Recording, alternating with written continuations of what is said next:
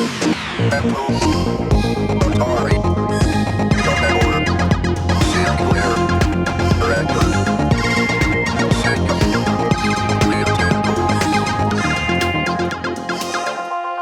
welcome to another Retronaut video. So this is a new PC that I've recently came into my hands, and this is a Fujitsu Ergo Pro X.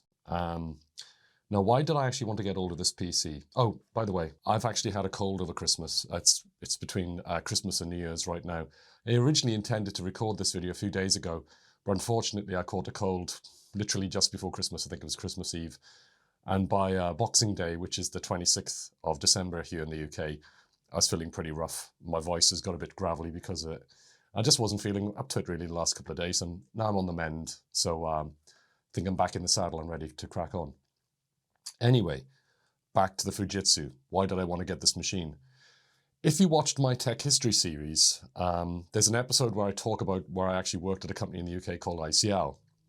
So this is a bit of a web of business dealings here. It's quite complicated, but the way I understand it is that ICL was put together originally in the 1960s by the UK government. It wanted a number of large computer companies, which were all at that point independent, to come together and form one unit which could form some kind of competition with the US IBM. Now, obviously, that's a pretty tall order, and in the long run, they probably didn't succeed. But the truth of the matter is, neither did IBM, because in the end, it was beaten by its own offspring, the IBM PC. ICL was actually successful, though. They did make mainframe computers and mini computers, and those seem to have had a pretty decent penetration into the market, at least here in the UK, I'm assuming also in Europe as well. By the 1980s, there was a sort of revolution that was starting to happen in communications. Obviously, in the US, there'd been the development of what we call now the internet. But by the 1980s, this was starting to be obviously a big thing. So ICL made a strategic decision to merge with another company that was a telecoms company, so they could then get themselves into the telecommunications market and then have a sort of stake in the whole internet thing. Well, it turns out that was a bad move, and that company actually was losing them a lot of money very quickly. And because of that, it put the company in a weak position, and it made their share price drop. And this is where Fujitsu steps into the picture. Fujitsu owned quite a lot of shares in ICL. And by the time I joined the company, what had happened was the share price drop then allowed them to buy even more shares, and they took over a major stake in the company, which meant they controlled it. Nokia, which is a Finnish electronics company at that time, was very successful. You will probably remember them from the 1990s, if you were around at that time. They produced probably the most successful mobile phone of that era. Obviously later eclipsed by the iPhone, but at that time the Nokia mobile phones were very, very successful, and their ringtones in particular were kind of like synonymous with mobile phones. If you heard their ringtone, it was basically a mobile phone. It's almost like the word Hoover is synonymous with a vacuum cleaner, you know? Nokia became synonymous with mobile phones. I didn't know this at the time, but they are also making General Electronics. So they were also part of that Fujitsu group, I think, which meant that ICL, their PCs, they were actually made by Nokia over in Finland. And this is an example of it here. So the Ergo Pro range actually started when I was at ICL. It might have been around before then, but when I was there, the range of PCs that I personally worked on was the Ergo Pro range, and this is exactly what they looked like. I think they had really nice styling, and they had monitors which matched as well, which had this sort of gradiating grid on the side of the monitors. Really, really nice industrial design, I think. Really a charming looking machine. I, at the time, obviously wouldn't have been able to afford one of these machines. IBM PCs were, pretty expensive, and the ones that ICL made were not really for consumers, so they're probably even more expensive. What ICL were aiming at was more the corporate market. In the UK, we have they basically ex-monopolies like British Gas. British Gas would have been a target for them. British Telecom, which was originally the only telephone company in the UK, that was a target for them. It was companies like that, British Gas, British Telecom, also, for instance, electricity companies. These very large companies spanning the UK that needed, 2,500 machines. So this machine is actually from a little bit after when I was actually at ICL. So yeah, this machine was produced when I'd actually left ICL already. It's, as far as I know, it's a Pentium 1 machine. And you can see that it's branded out here as Fujitsu. This is exactly the same badge. as the ICL Ergo Pros that I was using just a couple of years earlier. I think I was there in 94. I think I left in 94, and I think this machine is just from a short while after that. I was there during the 486 period when the 486 Intel chips were massive. How did I get hold of this machine? Well, it looks like it was in an office. And I think that office was being refurbished. And I think one of the builders, one of the people who were doing the refit, they found this machine and they sold it. I asked them if they had the keyboard. Unfortunately, they did not. They only had the machine itself. But when I saw it in the photographs, it looked like it was in pretty decent condition physically. What I mean by that is the case wasn't broken. I couldn't see any bits knocked off, any buttons missing, things like that. I'm sure if the keyboard was around, it probably would have been damaged because it was in quite a vicious environment. You know, if you can imagine an office refit, there's bits of metal falling off ceilings and plaster everywhere and dust, lots of debris going on. So I'm not sure the keyboard would have survived so well. And anyway, he didn't have the keyboard, so it seems the keyboards had already been thrown away for whatever reason. This machine, it's really, really filthy. What we're going to do in a second, we're going to go over to handheld mode, and I'm going to show you around it. I've already tested it, and I had to do that because when I received it from him, obviously, I had to make sure that it was in working condition, because when it was sold to me, he tested it and he said it was actually in working condition. He had pictures of it loading up. I think it was Windows 95 or maybe 98. So this machine was in working condition when it was dispatched to me. When I received it, I had to verify that, so I had to take it apart. I could hear there was some rattling noises, so I was a little bit worried about what was going on. So I decided to open it up before I actually powered it up, and that was a really good move because there definitely was some damage, which was sustained during the shipping process. And the reason for that was the guy, obviously not a professional retro person, hadn't packaged it sufficiently. He only used basically one sheet of bubble wrap wrapped around it and maybe a little piece of card. I don't think there was even that much. The box itself was relatively thick, but obviously when I opened it up, I was a little bit horrified by what I found because it just really wasn't packaged well enough.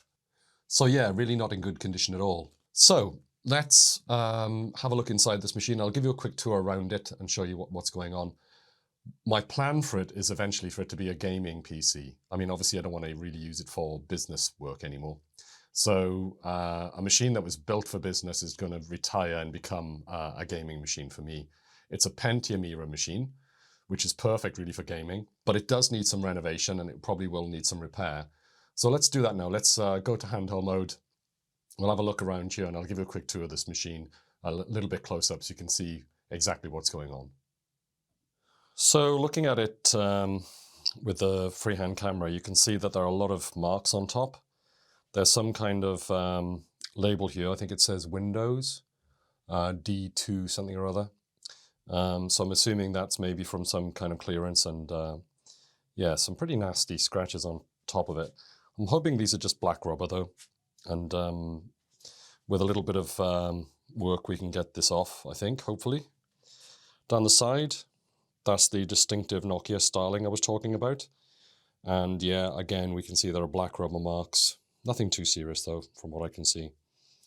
Down the back side here, you can see we've got the sort of marketing images from the time. Windows inside and so on. Yeah, so yeah, the outside of the case is looking pretty nasty. Let's just change camera now. We'll take a look at the front and the back. We'll see what we can actually see there. So looking at the face of the machine, the first thing that we can see is the Fujitsu Ergo Pro badge and the X extension there.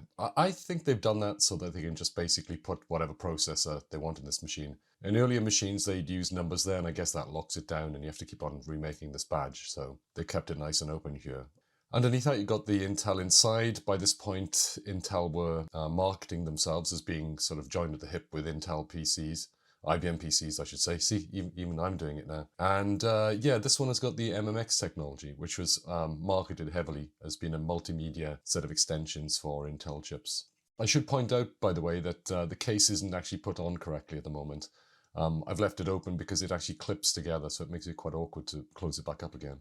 Coming up, we've got the floppy disk drive. So the floppy disk will actually fit in there. And by this point, it's becoming more of a legacy item, really. It's the CD-ROM underneath that you really would have been concentrating on at this point in the life of the PC. And then underneath that, I don't know if you can see it, there's a tab. And that, I think, has the serial number of the machine. Very useful, obviously, in a corporate environment where every single machine has to be accounted for. And then on the right panel, we've got the top button, which is very, very 90s in its design. And then underneath there, we've got the power indicating light, the hard disk indication light, and some kind of lock. I'm not sure what that's all about.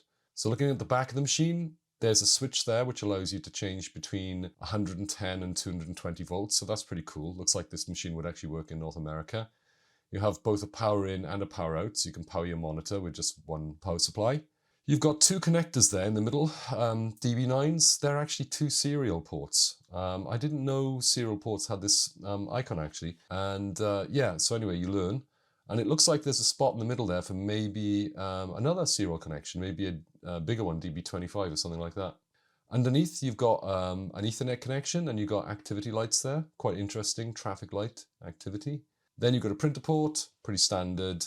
Then you've got, I think it's PS2 connectors for the keyboard and the mouse. And something quite surprising on this machine, it's got two USB ports. I didn't really remember them being that early. Suppose this machine would have been, say, 98, 99. But yeah, looks like, you know, you've got USB at this point. Then you've got a microphone and headphones. And then on the right, you've got a VGA.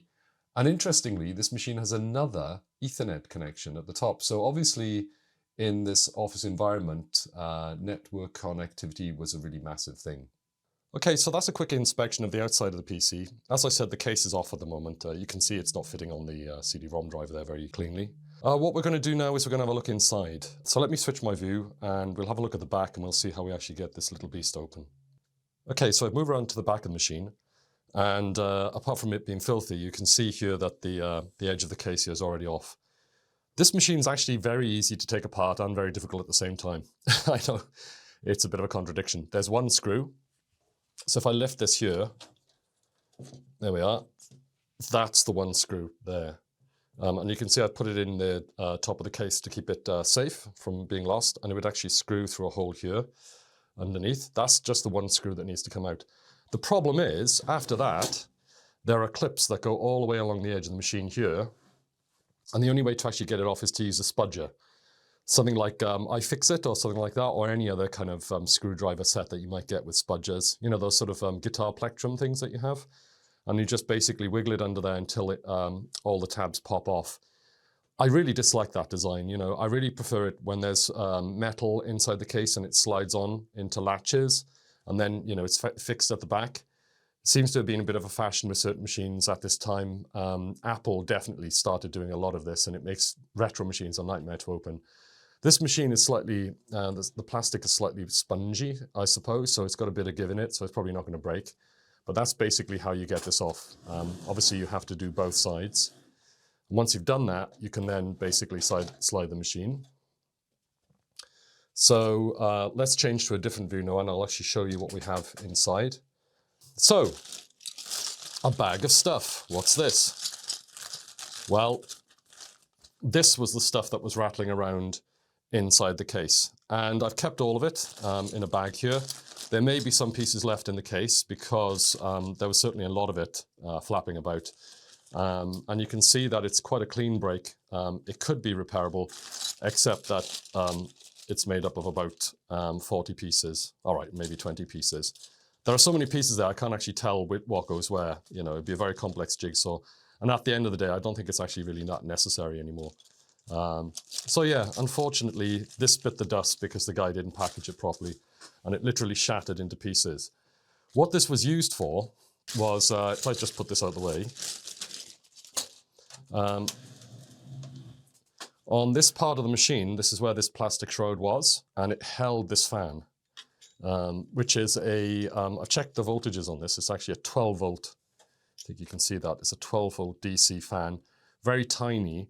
It does actually work, but it needs to be replaced because that will be very, very noisy. You know, small fan running at 12 volts is going to be going very high revolution speed. So that's going to be a very noisy little bumblebee noise from that, which will be quite annoying. So I've got plans to replace that.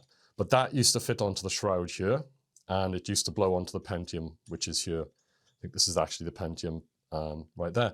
So it doesn't actually have a fan on top of the Pentium. That's another option they could have done like that. But for some reason, they decided to do it as a general fan. I don't think that's such a bad idea, actually, because if you're just blowing airflow across the fins here, it's going to cool down the Pentium plus the memory and other things as well. So yeah, that needs to be fixed. There's nowhere for this to sit anymore. I think there's actually still a little piece of plastic there from this shroud, actually still clipped in, obviously with the rest of the shroud completely destroyed. This seems to be the Ethernet card that we saw outside. You can see the jack there, and it plugs into a riser card. So this machine, very much like the Amiga 4000, has a riser card. It's not full length like in the Amiga 4000, it's actually quite short. I believe these are ISA connections or PCI. I think these are PCI actually. And I believe these are ISA connections down here. It's not used for much. One of the really nice things about this machine, because it was obviously meant for an office environment, was that it's pretty high spec really. And it has some quite nice items in there. Okay, before we get into too much actually what's in this machine, I actually think it's better if we take it apart, because it'll just make, well, cleaning it obviously is going to be much easier. We'll be able to see the logic board a lot more easily, and we can inspect all the bits and bobs. It is actually working. I have tested it, and it does run. I don't have the keyboard right now. Well, I do. I actually have a PS2 keyboard, and I could try a USB keyboard as well. But in this video, we're just going to concentrate on just breaking it down so we can do the refurbishment. So the first thing I'm going to do is I'm going to take out this network card. It's quite... Oh, that's quite a stiff screw in there. Don't know why. One of the nice things about this machine is it does seem to use the same size screws for everything as well. This looks like it's the same kind of screw that's actually used to hold on the back of the machine. So I'll just store that in the back of the machine, and hopefully this will wriggle out reasonably easily. Fingers crossed. Obviously it's been in the for quite a long time, I would imagine. There we are. Starting to budge.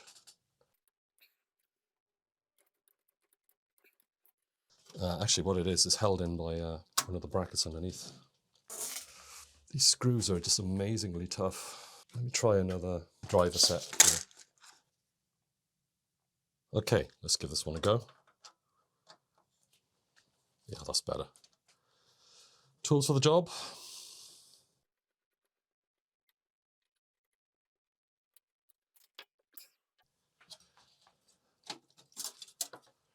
There we are. Ethernet card is out, whatever it is. Check up what this is in a while. Okay, memory. I think this is a 32 megabyte SIM. Put that here.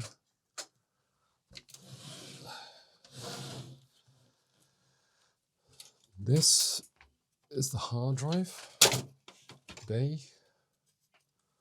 Let's take that out. I think there's some disintegrating. It's very dirty. Maybe this is starting to disintegrate. We should probably get rid of this maybe. This is an ID hard disk. What can I see on here? Made by Fujitsu, of indeterminate size. Okay, well, we'll be replacing this probably with a CF flash, I think, or possibly an ID to SD. Okay, so that's out. Floppy disk. This is in a caddy. Okay, so the floppy disk is in there. We need to remove this. Well, just going to put this inside the top of the case. This is I think this is the floppy disk connector. Quite a short one. This is the original fan for the PSU. It's mounted with these rubber grommets. Unfortunately, to get this off, I had to pull it, and two of the grommets broke, and two of them survived. So I may be able to mount a new fan using that. I'm assuming it's 12 volt, but there's actually a connector on it, which I can't really use. I'm going to have to solder my fan directly to that. But I am planning to replace this fan with a new fan. So yeah, this is now junk. It doesn't actually work. When I turned on the machine, this was dead. I think what might have happened is it might have hit some of the plastic. I'm not sure really, but this definitely was not working. So that's a dead fan. Okay, the CD-ROM drive, I believe it lifts out. I've got to say, apart from the outer case, it's actually quite a nice piece of engineering in terms of how you fit everything in. Everything basically comes out and is pretty much screwless, which is pretty cool. So there's the CD-ROM drive. That needs to be removed from here and cleaned. There's the actual tab look I was talking about. See with the serial number? Actually says something on there, 2 gigabytes. 32, not sure what that is. I'm sure it all makes sense. But we'll have to find out what that all means. This, I think that's the floppy cable, right? Looks like it because it's got that twist in the end. Then you've got this, which I think may be the CD-ROM cable. Then you've got all the cables from the power supply. I believe the power supply lifts out as well, which would be nice. It'd be quite nice to fit the fan without it actually fitted in the case. Is that possible, do you think? Definitely doesn't feel like it wants to come out.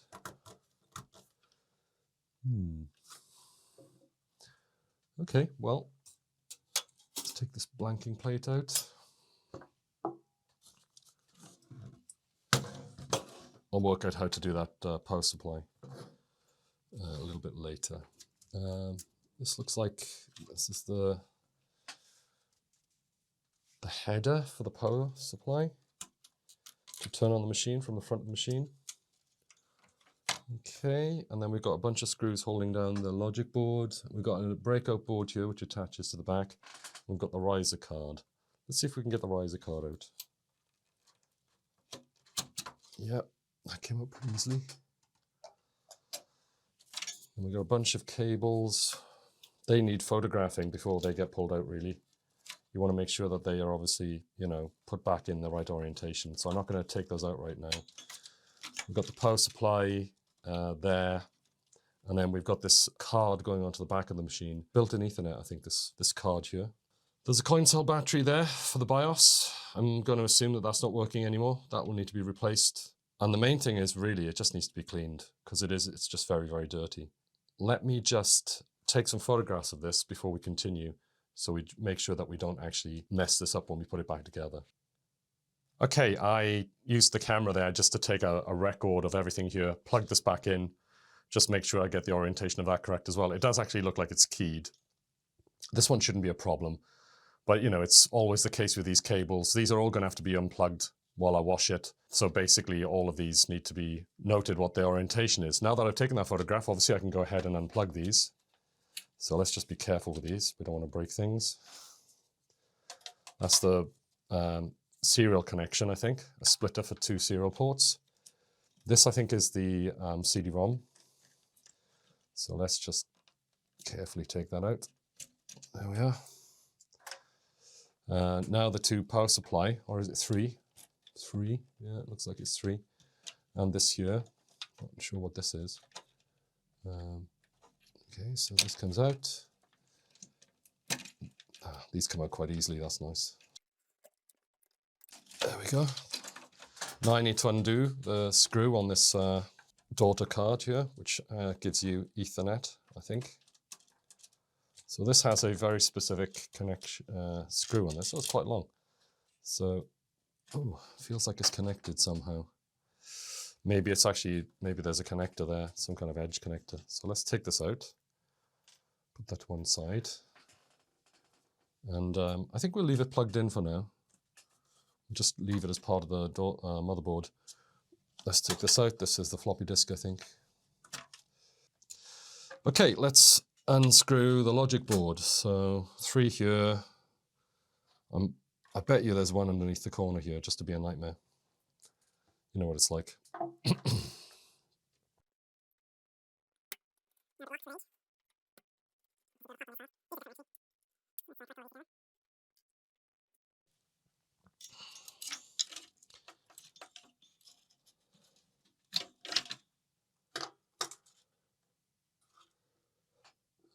Okay,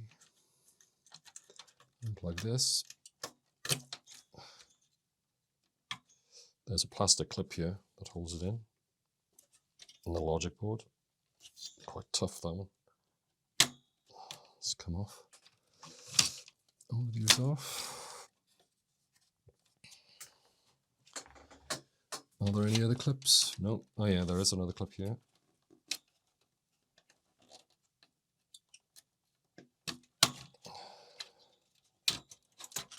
Okay, that seems to come out. Oh yeah, and there's this as well. I need to take a photograph of this too. So it looks like it's coming free. And there we are. And just looking at this board here, I don't think this needs to come out. I think this can be left connected actually.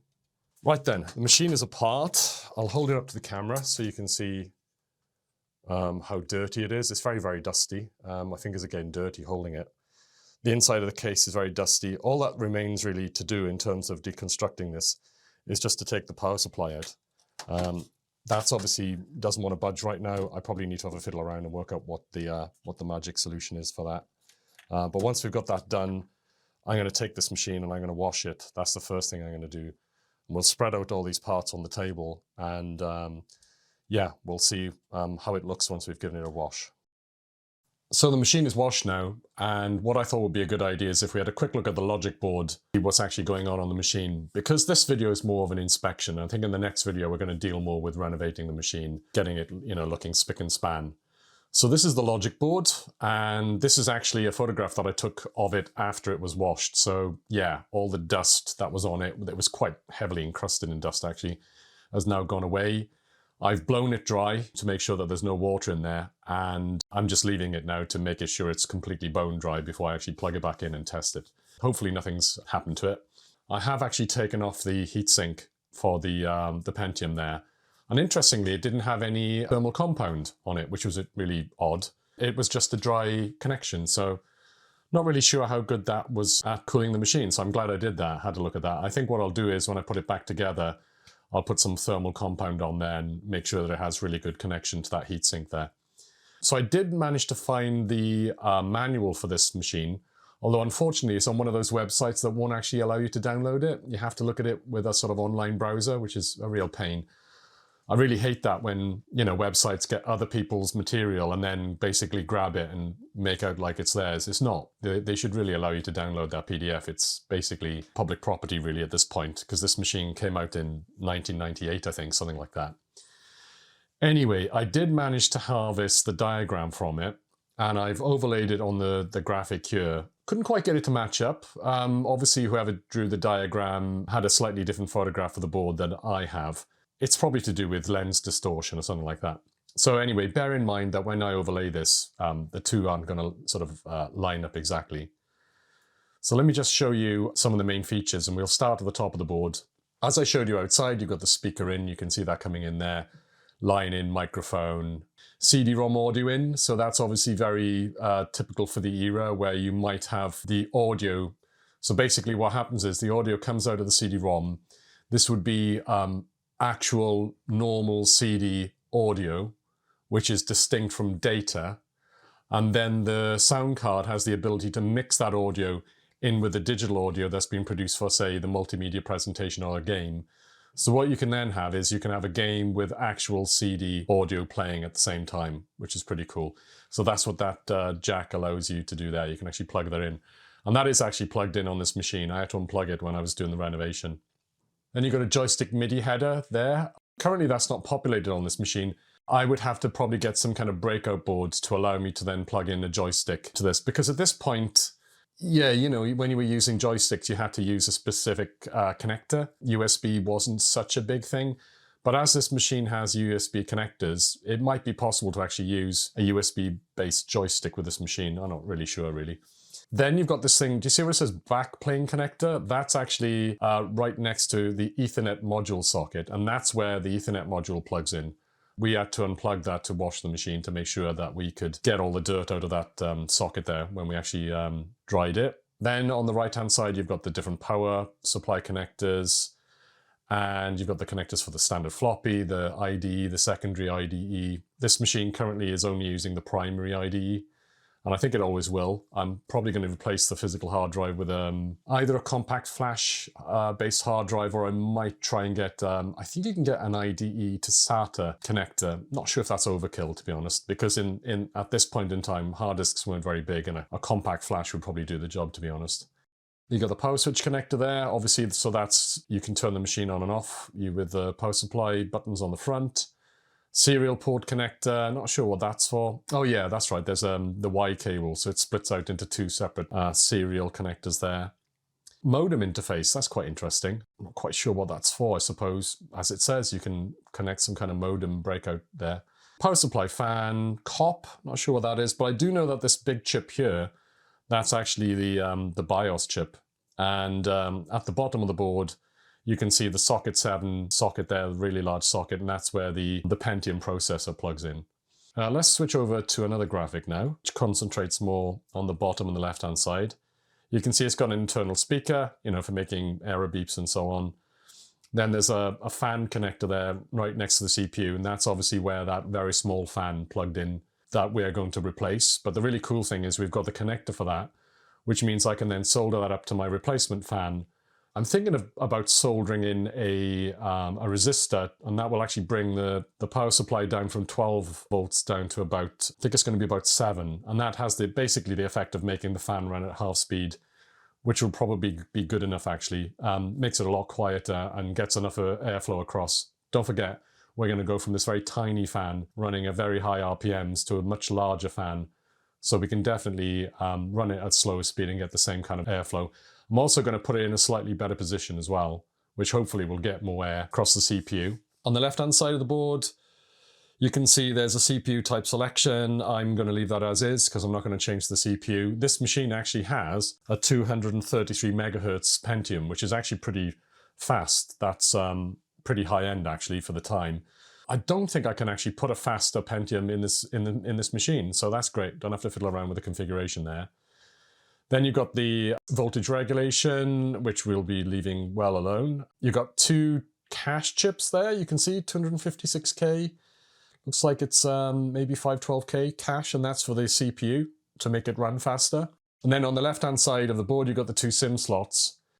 I did buy some memory for this, and I just made a big mistake. Instead of getting, I think these are SIMs. No, I have the manual for this. I'll be able to check this.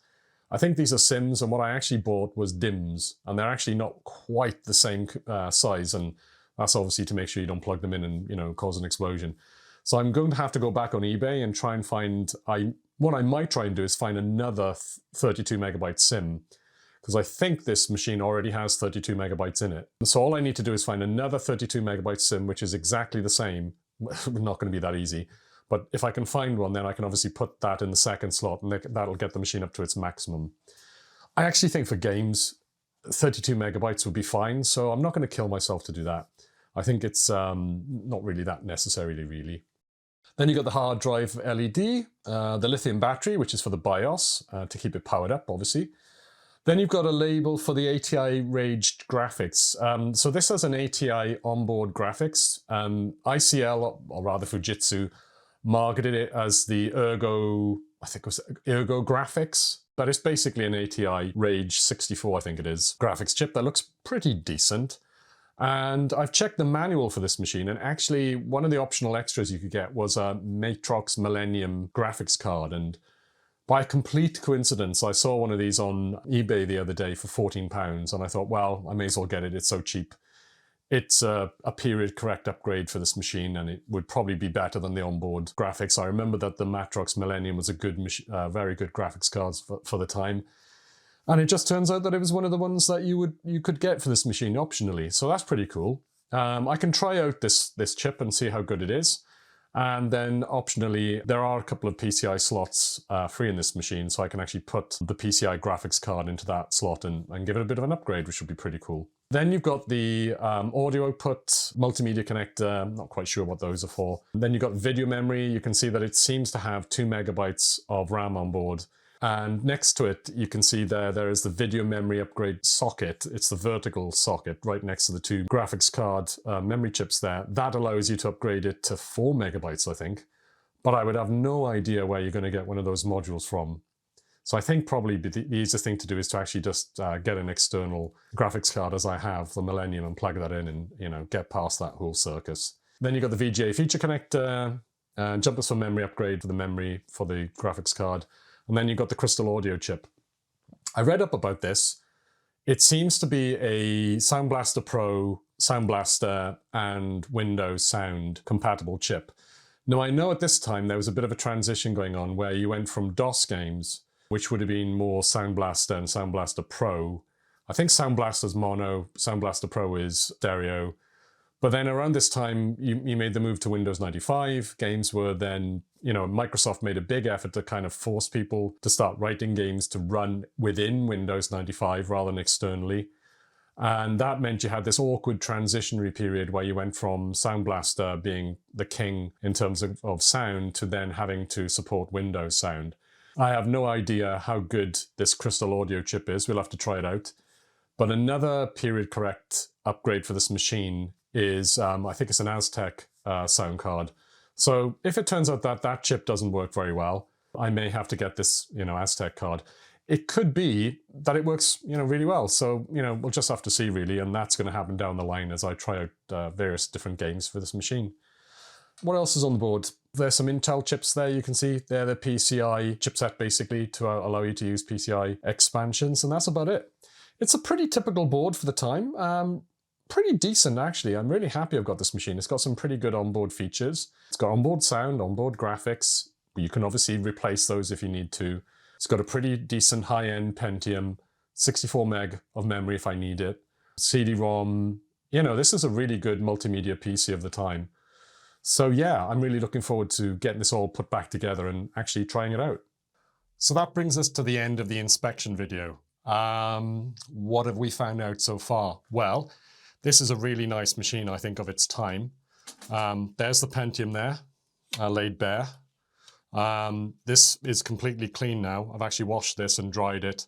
And this is going to be, left out for a little bit longer so it completely dries. I mean, it is bone dry already, to be honest.